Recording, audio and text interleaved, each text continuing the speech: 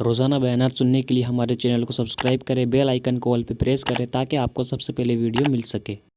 نماز کی برکت سے کیا نہیں ملتا، اب ذرا دل کے کانوں سے سنیں ایک خوبصورت سا واقعہ۔ سلطان محی الدین اورنگزیب عالمگیر کو کون نہیں جانتا؟ اورنگزیب عالمگیر بڑا بادشاہ اپنے وقت کا، حالانکہ تاریخ لوگوں نے کچھ مسخ کی اور اورنگزیب کو بدنام کیا۔ جو لوگ بدنام کرتے ہیں میں صرف ان سے دو مصرے کہتا ہوں، اوروں سے کہا تم نے، اوروں سے سنا تم نے، کچھ ہم سے بھی کہا ہوتا، کچھ ہم سے بھی سنا ہوتا۔ اورنگزیب کے دشمنوں سے اگر آپ تاریخ اورنگزیب سنیں گے تو ہو سکتا ہے آپ کو لگے گا کہ باپ کا گستاخ ہے، باپ کو قید کرنے والا ہے، بھائیوں کو قتل کرنے والا ہے، لیکن اگر ہم سے سنو گے یہ سچی بات ہے۔ دیکھو ہم کوئی اورنگزیب کے گھرانے کے غلام نہیں ہے، ہم کوئی اورنگزیب کے گھرانے کے غلام نہیں ہے۔ مغلوں کے برے کرداروں کو جتنا ہم نے بے نقاب کیا ہے آپ ہماری تقریروں کو دیکھ سکتے ہیں، لیکن ہم اتنا کہتے ہیں جو اچھائی ہے وہ اچھائی ہے، جو برائی ہے وہ برائی ہے۔ ہم نے اچھائی ہمیشہ،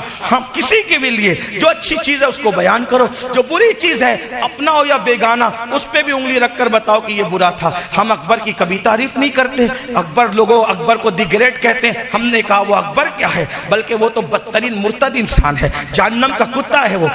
اب لیکن بات ہے، بات کہنے کی آتی ہے تو کہہ جاتے ہیں، لیکن بات یہ ہے اورنگزیب جو انسان تھا، اللہ اکبر، وہ بڑا رعایا پرور انسان تھا، بڑا رعایا پرور، ہوشیار آدمی، چتر چالاک آدمی۔ اس نے اکھنڈ بھارت پر حکومت کی۔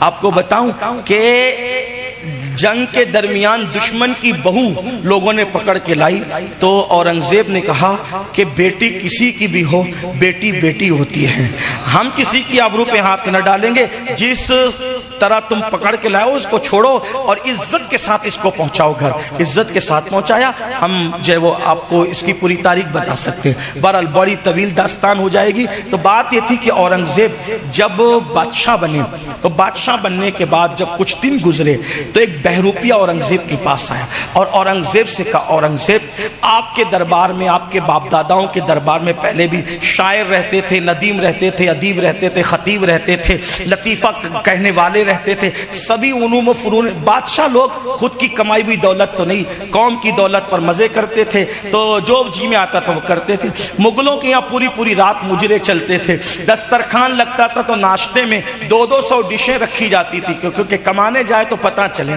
تو مفت کے مال پر تو سبھی مزے کرتے۔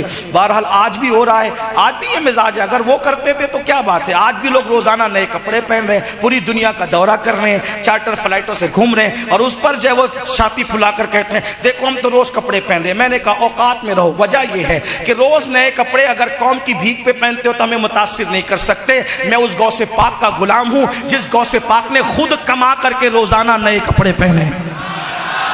ہاں، دوسروں کی کمائی کے مال پہ نئے کپڑے پہن کر کے کون سے سرخاب کے پر لگتے ہیں؟ میں اس فقیر کا غلام ہوں، غوث اعظم کا۔ میرے غوث نے اب خود کی کمائی پر اتنے مہنگے کپڑے پہنے کہ بادشاہ وقت کو بھی اتنا قیمتی کپڑا میسر نہیں آتا تھا۔ میں نے کہا یہ ہوتا ہے پہننے کا انداز، خود کما کے پہنو تو سمجھ میں آئے، لوگوں پہ ظلم کر کے اگر پہنو تو پھر کیا بات ہے۔ بہرحال یہ بات کہنے کی ہے، اللہ اکبر۔ کچھ لوگ ایسے ہو سکتے ہیں، دنیا ہے، دنیا میں کچھ بھی ہو سکتا ہے۔ بہرحال اورنگزیب کے پاس ایک بہروپی آیا، آ کے کہتے ہیں اورنگزیب میرے باپ دادا تمہارے باپ داداؤں کے دربار میں بہروپیہ بن کر کے رہتے تھے اور وقت آنے پہ روپ دھارتے تھے۔ ہمارے پاس ایسا فن ہے کہ اگر ہم روپ بدل لیں کوئی ہمیں پہچان نہیں سکتا۔ اورنگزیب اپنی طبیعت کا آدمی تھا، اس کو شریعت پر زیادہ عمل تھا، وہ اپنے ذہن کے مطابق وہ جان چکا تھا کہ شریعت سے بڑھ کر کوئی قانون نہیں ہے۔ وہ اس نے کہا کہ میرے یہاں بہروپیہ کی کوئی ضرورت نہیں ہے، فضول لوگوں کو میں نہیں رکھتا۔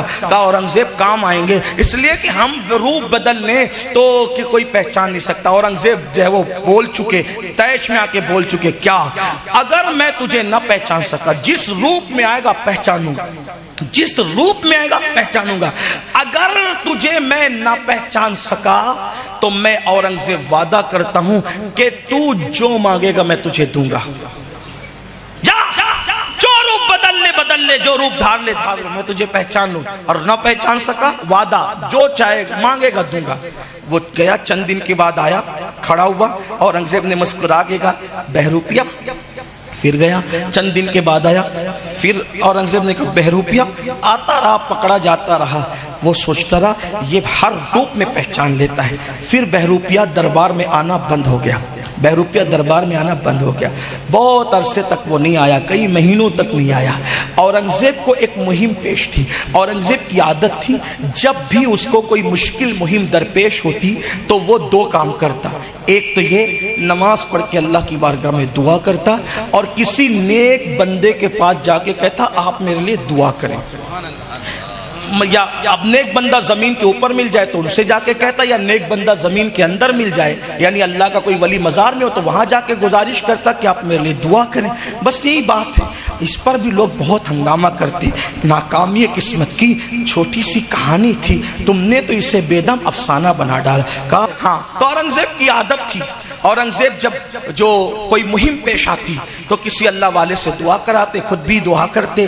ایک دن اورنگزیب بہت ہوئے پریشان, بڑی مہم تھی. اورنگزیب کو پریشان دیکھ کر مصاحبین نے پوچھا کہ جناب والا پریشان لگتے ہیں. اورنگزیب نے کہا بہت بڑی مہم ہے, کوئی اللہ والے کا پتہ بتاؤ جس کے پاس چل کے ہم دعا لیں. دو سپاہی آئے, کہا عالم پناہ اگر آپ جان بخشی فرمائیں تو ہم نے ایک ولی کو دیکھا ہے. اب ذرا توجہ کرنا, ہم نے ایک ولی کو دیکھا, ایک اللہ کے برگزیدہ بندے کو دیکھا, بڑا نورانی چہرہ, بڑا نورانی چہرہ. اچھا, نورانی چہرے کے معاملے میں بھی عوام دھوکہ کھاتی ہے, ان کو پتہ ہی نہیں کہ نورانی چہرہ کہتے کس کو ہے. وجہ یہ ہے کہ جب آپ اللہ والے ہے نہیں تو آپ کو نور کیسے دکھا؟ جس کو آپ نور کہہ رہے ہیں کہ وہ پاؤڈر تو نہیں, جس کو آپ نور کہہ رہے ہیں کہ وہ لالی تو نہیں, جس کو نور کہہ رہے ہیں وہ سرخی تو نہیں. اس لیے کہ نور تو اس کو دکھے گا جس کا دل نورانی ہو جائے. اسی لیے ولی کو ولی پہچانتا ہے. آپ کہتے ہیں فلاں کا چہرہ نورانی, تو تجھے کیسے پتا چلا کہ نورانی؟ میک اپ کو تو نورانی نہیں, اس لیے کہ نور تو نوریوں کو نظر آئے گا. جس کے دل میں بغض ہے, جس کے دل میں کینہ ہے, جس کے دل میں حسد ہے, جو بے نمازی, اس کو نور کیسے نظر آئے گا؟ اسی لیے ولیوں کو خود پہچاننے کی کوشش نہ کرو, ولیوں کو پہچاننے کے لیے ولیوں پہ چھوڑ دیا کرو, کیونکہ ولی کو ولی پہچانتا ہے. ہاں, جس کو ولیوں نے ولی کہا اس کو ولی مان لو. جس کو جلسے کا ناظم کہے تھوڑا سا توقف کرنا, اس کا خیال کرنا. شاہ عالم کو آنکھ بند کر کے ولی مانتے کیونکہ ولیوں نے کہا, قطب عالم کو آنکھ بند کر کے ولی مانتے کیونکہ ولیوں نے کہا, احمد شاہ کھٹو کو آنکھ بند کر کے ولی مانتے کیونکہ ولیوں نے کہا. لیکن یاد رکھنا, ہمارے جیسے لوگوں کے بارے میں کوئی کچھ کہہ دے وہ سمجھ جانا کہ ابھی کچھ توقف کی بات. ہر نیک آدمی ولی نہیں ہوتا, لیکن ہر ولی نیک ہوتا ہے. زیادہ سے زیادہ نیک کہہ دو, گمان کر لو, ولی کہنے میں توقف کرو. ہاں, لیکن اگر جس کو لوگ ولی کہتے اس کا انکار بھی نہ کرو. آج کل تو ہر بندہ ولی, ہر بندہ ولی, ہر بندہ ولی, ہر بندہ ولی. اللہ کی پناہ. تمہارے کان میں کہا گیا کہ یہ ولی ہے, ولی کی پہچان ہے, اس کی بات سنو آخرت یاد ہے, اس کے پاس بیٹھو زندگی بدلنے لگے, اس کی صورت دیکھو خدا یاد آ جائے. ایسا بندہ مل جائے کوشش کرنا اس سے دعا کی گزارش کرنی, اگر دعا دے دے تو بیڑا پار. ہاں, اتنا یاد ہے. بہرحال اورنگزیب نے جب کہا تو دو سپاہ, بڑا نورانی چہرہ, بڑا نیک پرہیزگار, کہاں ہے؟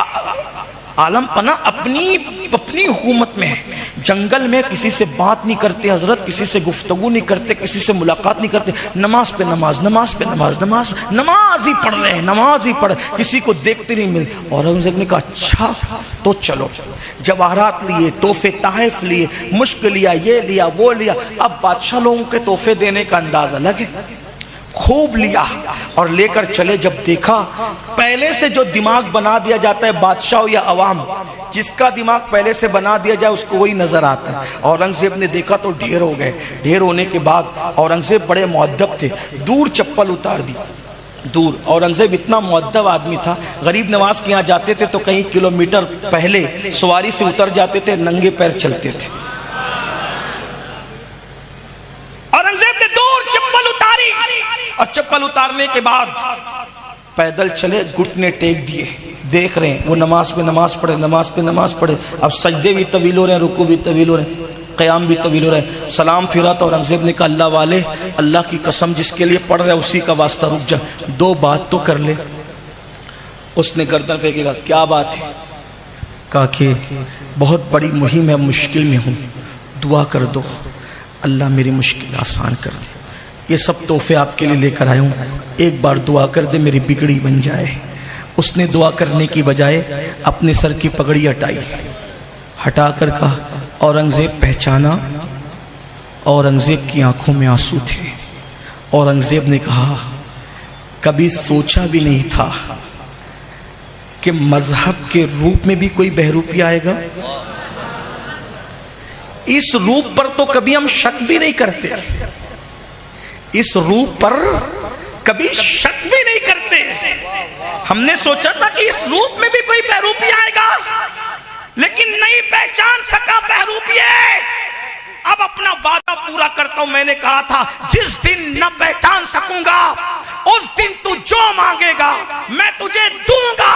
مانگ کیا مانگتا ہے, مانگ کیا مانگتا ہے. اورنگزیب صحیح ہو کر کے بیٹھ گئے, کہا اپنا وعدہ ضرور پورا کروں گا.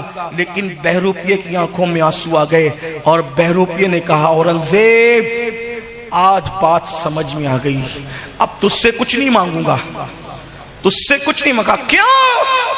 کہا اورنگزیب کو اپنے جال میں پھانسنے کی نیت سے نماز پڑھی. توجہ کرو میری قوم کے جوانوں, توجہ کرو. اورنگزیب کو اپنے جال میں پھانسنے کی نیت سے نماز پڑھی تو اکھنڈ بھارت کا بادشاہ گھٹنے ٹیک کر ہاتھ جوڑ کر میرے قدموں میں آ گیا. دھوکے کی نیت سے نماز پڑھی تو وقت کا بادشاہ قدموں میں آ گیا. اگر اللہ کے لیے نماز پڑھتا تو اللہ مجھے کیا عطا کرتا. اب یاد رکھ مجھے اہمیت نماز پتہ چل گئی ہے, اب تجھ سے کچھ نہیں مانگوں گا, اب نماز اللہ کو پانے کے لیے پڑھوں گا. پھر روایتوں میں آتا ہے کہ وہ گم ہو گئے اور اس کے بعد پھر اللہ کے لیے عبادت کی اور بہت بڑے ولایت کے مقام پر فائز ہو گئے.